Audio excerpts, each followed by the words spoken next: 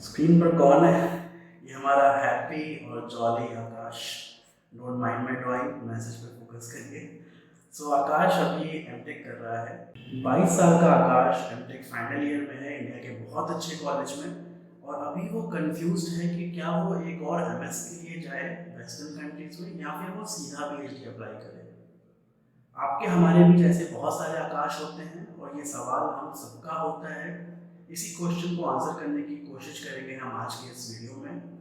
एक genuine interest से channel start किया गया है, तो आपसे बस एक गुजारिश है कि आप अपने सगे संबंधियों, दोस्तों में, क्लासमेट्स में चैनल को शेयर करें, लाइक करें, सब्सक्राइब करें, जिससे जो हम इंटेंशन से चले हैं कि जितने भी इस तरह के सवाल होते हैं आपके हमारे बीच हर एक आकाश के, उसको उसका जवाब फ्री में मिल सके और अपने करियर में वो बहुत ज़्यादा आगे जा सके।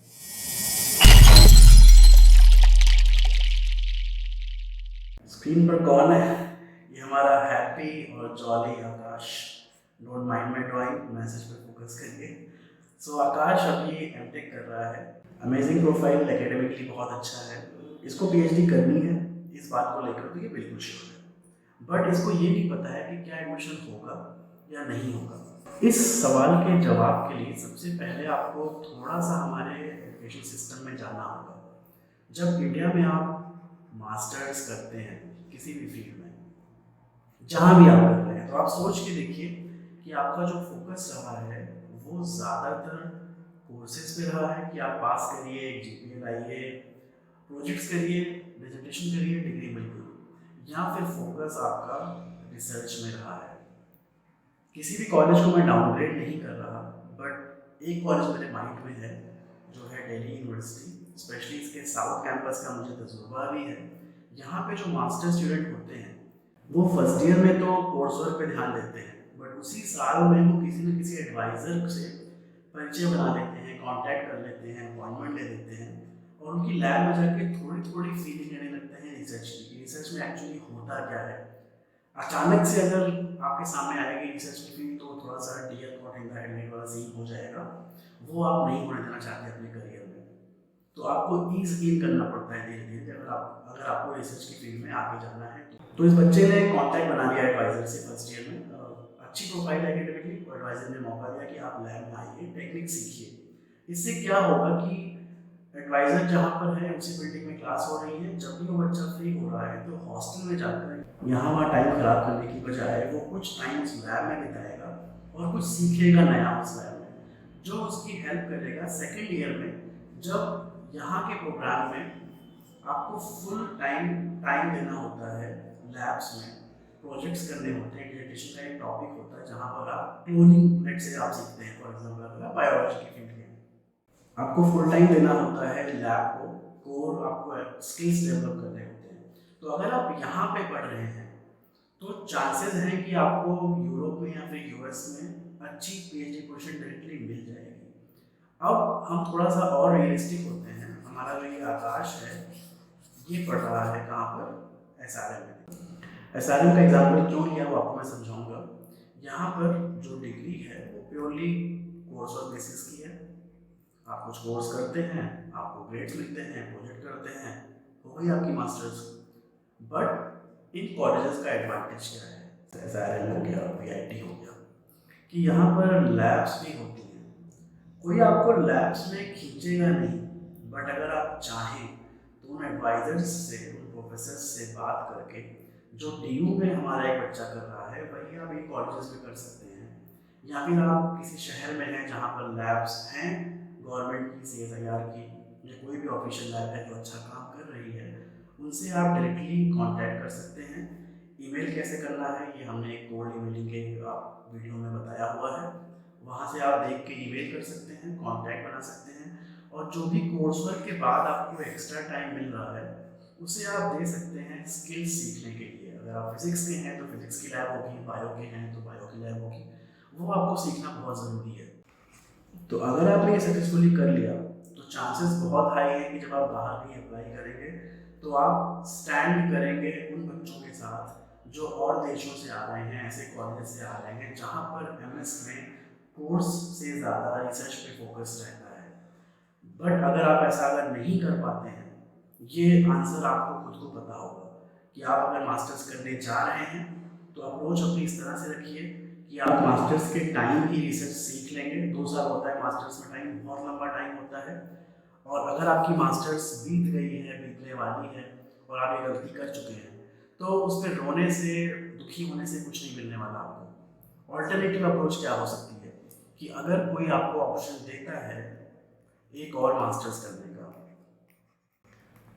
तो आप झिझकिए मत कि मेरा टाइम वेस्ट होगा। क्यों? उसका आंसर मैं आने वाली सेगमेंट में दूंगा। जिन बच्चों ने रिसर्च पे ध्यान दिया है अपने मास्टर्स में, उनके लिए वीडियो यहाँ पर हो गया खत्म। जो बच्चे मास्टर्स में जाने वाले हैं उनको प्रोफेसर से कांटेक्ट करना है, रिसर्च एक्सपीरियंस लेना है, ये मैसेज हो गया उनके लिए भी वीडियो खत्म।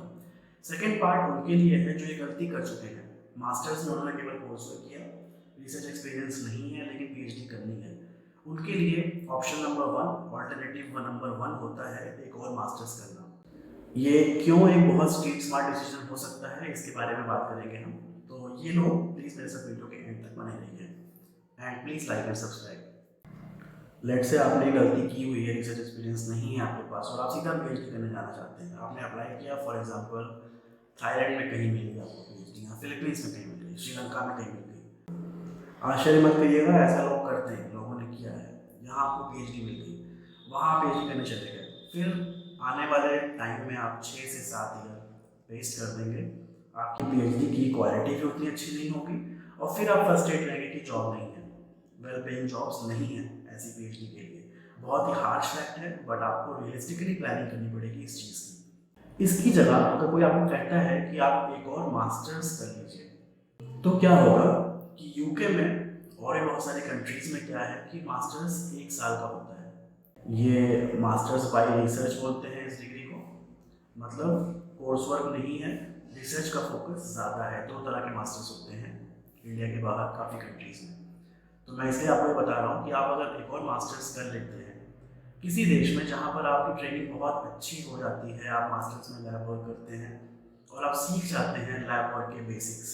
फॉर एग्जांपल अगर आप बायोलॉजी की फील्ड के हैं, आपने क्लोनिंग सीख ली, आपने कुछ प्योरिफिकेशन सीखी, एलाइजा सीख लिया, आपने एक्सपर्ट हो गए उसमें, आप प्राइमरी डिजाइनिंग में एक्सपर्ट हो गए आप, तो आपको बहुत आसानी से एक अच्छी सी कटिंग एज रिसर्च करने वाली लैब मिल जाएगी जहाँ भी चाहते हैं आप वहाँ पर। आपने 1 साल मास्टर्स को दिया, मान लीजिए आपने 2 साल में दे दिया, तो 2 साल अगर आप सच में रिसर्च में मेहनत करना चाहते हैं, आपका इंटेंशन है, तो 2 साल बहुत अच्छा टाइम होता है अपनी प्रोफाइल को इम्प्रूव करने के लिए, ब्रिलियंट रिसर्चर बनने के लिए। उन 2 सालों में आप एक बहुत ऑसम रिसर्च प्रोफेशनल बन के आप एक पीएचडी पा सकते हैं जो स्ट्रक्चर्ड होगी और 4 साल में खत्म हो जाएगी। 4 + 2 हो गया 6, सो 6 ईयर आपने लगाया एक ऑसम पीएचडी के लिए वर्सेस 6 to 7 ईयर हो गया एक मीडियोकर पीएचडी के लिए। आपकी चॉइस क्या है दोनों में से? इसका जो आंसर है वही आपके लिए बेस्ट होगा आने वाले करियर के लिए। अब ये मास्टर्स ली कैसे जाए, मिलेगी कैसे, मैं आपको रूट समझाऊंगा। एडवाइज़र ही सर्वे सर्वा होता है। आप रिसर्च डिग्री है तो आपको कांटेक्ट करना है। अगेन जो मैंने वीडियो बनाया हुआ है कोल्ड मेलिंग पर एडवाइज़र को कैसे मेल किया जाए वो देखिए। एक और डिटेल वीडियो मैं बनाऊंगा कमिंग फ्यूचर में, आई प्रॉमिस यू दैट। आप सीधा कांटेक्ट करिए।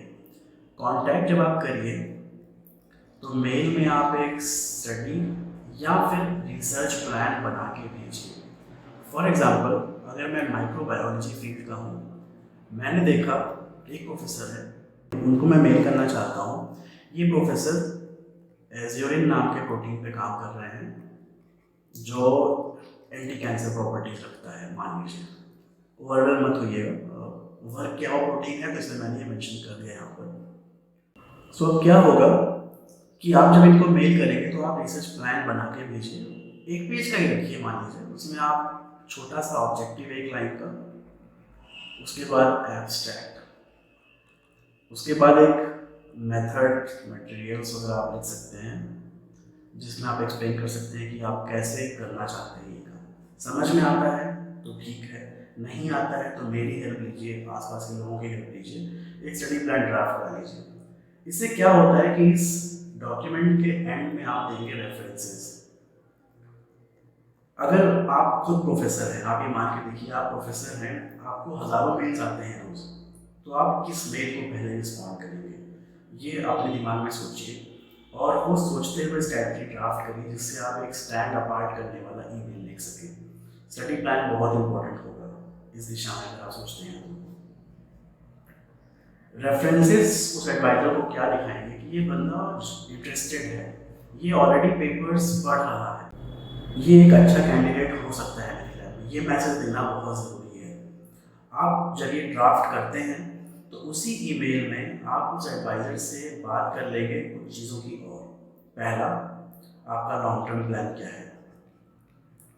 अगर आप पीएचडी के लिए है इंटरेस्टेड है, आपको पता है कि मुझे रिसर्चर ही बनना है, तो आप मेंशन कर दीजिए कि पीएचडी में आपको एनरोल करना है इन फ्यूचर। एक एडवाइज़र एक स्टूडेंट पे इन्वेस्ट करता है टाइम, मनी, टेक्निक्स, नॉलेज, सब कुछ। तो अगर वो 2 साल के लिए बंदा मिल रहा है केवल मास्टर्स के लिए वर्सेस अगर वो मास्टर्स प्लस पीएचडी के लिए मिल रहा है, तो कौन सा बंदा प्रेफर करेगा एडवाइज़र, आप सोच के देखिए।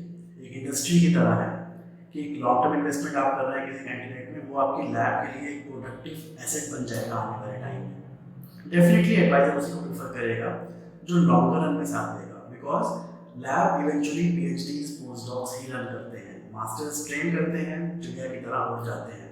ये एक ट्रूथ है, ये आपको मानना पड़ेगा। तो जब आप ये लॉन्ग टर्म गोल मेंशन करेंगे, ये उन्हीं लोगों के लिए है जो बहुत श्योर है कि पीएचडी करनी है। अगर पीएचडी नहीं करनी है तो ये रिस्क मत लीजिएगा, बिल्कुल फंस जाएंगे वरना।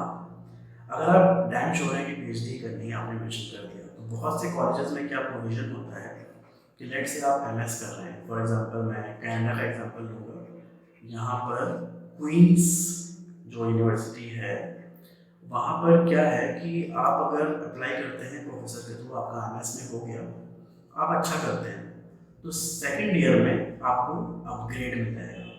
क्या मिल जाएगा? अपग्रेड। अपग्रेड हो जाएगा आपका एमएस से पीएचडी में।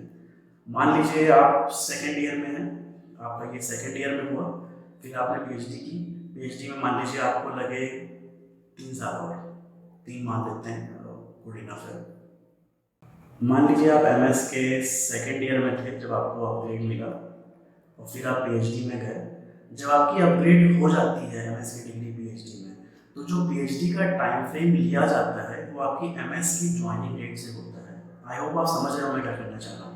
अगर आपने 2001 में मास्टर शुरू किया और 2002 में आपका ये अपग्रेड हो गया सक्सेसफुली पीएचडी में, तो आपकी पीएचडी स्टार्टिंग क्या मानी जाएगी? 2001 से लेकर ऑनवर्ड्स। जब भी आप खत्म करते हैं, यूजुअली ये 4 साल में हो जानी चाहिए, तो आप 2005 मान लो। ये एक स्मार्ट अप्रोच हो गई। इस अप्रोच को लेके आप सोचिए इस बारे में कि आप अलाइन करते हैं या नहीं करते हैं स्ट्रैटेजी से। अगर नहीं करते हैं तो मैं एक और स्ट्रैटेजी लेके आऊँगा आने वाले वीडियोज़ में। Please stay tuned with the channel. Subscribe की रिक्वेस्ट मैं तीसरी बार कर रहा हूँ। अगर आप अभी तक इस वीडियो में बने हुए हैं, दैट मीन्स जेन्युइनली मैंने कुछ वैल्यू ऐड की है आपकी लाइफ में, आपके करियर में।